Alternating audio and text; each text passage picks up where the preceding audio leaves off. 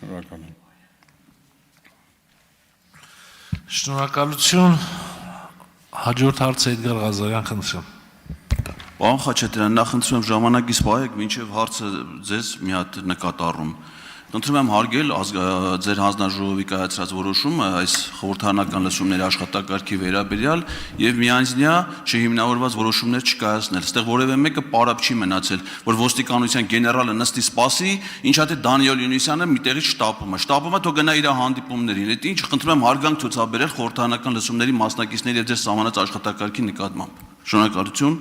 Հիմա հարցս ձեզ, պարոն գեներալ։ Կառավարության վերջին նիստի ժամանակ վարչապետը հայտարարեց, որ հանրապետությունում վարորդական իրավունքների վկայականների տրամադրումը զանգվածաբար իրականացվել է կոպտագույն խախտումներով եւ ըստ էության կասկածի տակ դրեց բոլոր վարորդական իրավունքների վկայականների լեգիտիմությունը, բերելով իր կոռուպցիոն պատմության օրինակը, որ ինքը իր վարորդական իրավունքի վկայականը ստացել է 300 մետր հեռավորությունից։ Ես ուրեմն անամ այդ հայտարարությունից հետո ոստիկանությունում նախաձեռնվել է ծառայողական քննություն, պարզելու համար, թե ինչ խայտառակ իրավիճակ է տիրում ըստ վարչապետի արձանագրումների վարորդական իրավունքների վկայականների տրամադրման գործընթացում։ Երկրորդ հարցը, դուք ձեր վիճակագրության մեջ նշեցիք հիմնականում դեպքերի հետ կապված քանակները, վիճակագրությունը ինչ պատահարներ են եղել։ Ես ուզում եմ իմանամ,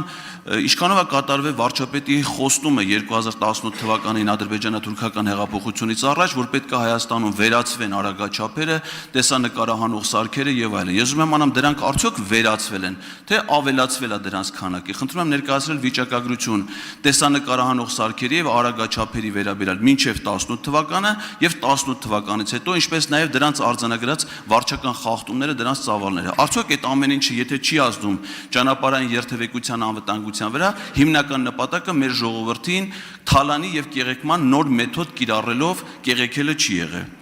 Հաջորդ հարցը վերաբերվում է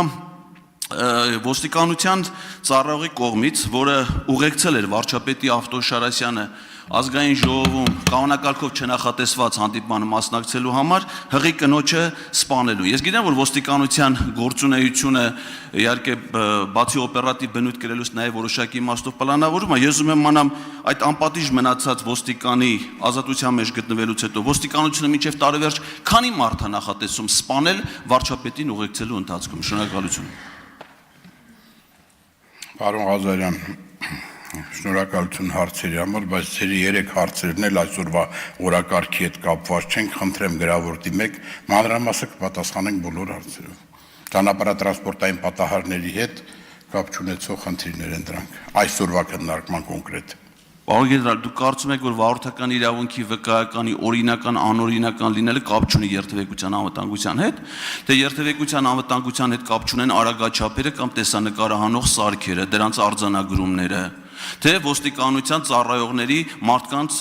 վթարի ենթարկելը եւ նրանց մահվան պատճառ դրանից որը մեկը կապ չուներ երթևեկության անվտանգության խնդիրների հետ ճանապարհային երթևեկության։ Խնդրում եմ պարզաբանել։ Վերջին դեպքը, քանի որ գտնվում է դատական փուլում, ես չեմ կարող ոչինչ ասել։ Վերջին դեպքի հետ կապված, գիտեք, հղի կնոջ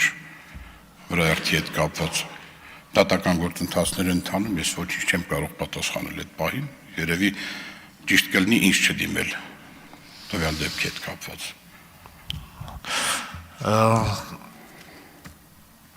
Արագաչափերի եւ մնացած ձեր հարցերի մասով, պարոն Ղազարյան, ես կարծում եմ, որ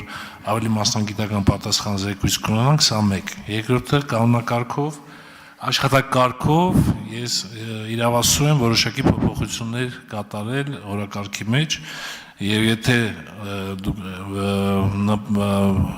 ցանկություն չունեիք լսելու պարոն Հովհաննիսյանի ելույթը, կարող եք դուրս գալ